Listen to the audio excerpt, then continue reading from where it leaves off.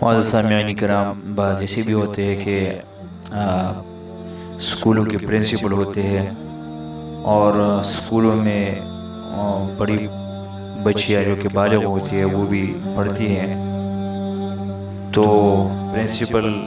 اسی طرح اسکول کی جو استانیہ ہوتی ہے ان کے ساتھ بھی مشورہ وغیرہ کرتا ہے اور اسکول کی نگرانی وغیرہ کرنے کے لیے اسکول کے اندر بھی جاتا ہے۔ تو شرعاً کیا یہ جائز ہے یا ناجائز ہے؟ تو آپ اس بات کو سمجھ لیں کہ خواتین کی تعلیم اور تعلم کے بارے میں شریعت محمد صلی اللہ علیہ وسلم کی رائے مثبت ہے، بشرطے کہ حدود اللہ کی رعایت ہو۔ تاہم موجودہ دور میں پردہ نہ ہونے کی وجہ سے خواتین کا تعلیم حاصل کرنا بے شمار مفاسد کے لیے راہ ہموار کرنے کا ذریعہ ہے۔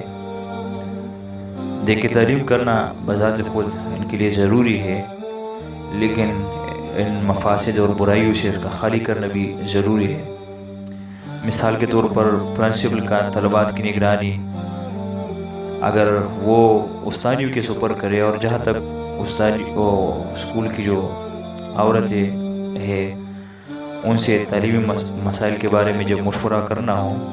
تو شرعی پردے کی رعایت رکھی جائے تو پھر اس کی گنجائش ہے، لیکن بغیر شرعی پردے کے کسی اجنبی عورت سے ملاقات کرنا شریعت میں جائز نہیں، اور اس صورت میں جانبین دونوں گناہ گار ہوگے۔ البتہ خواتین پردے کی حالت میں پرنسپل کو کوئی مشورہ دے تو دے سکتی ہیں۔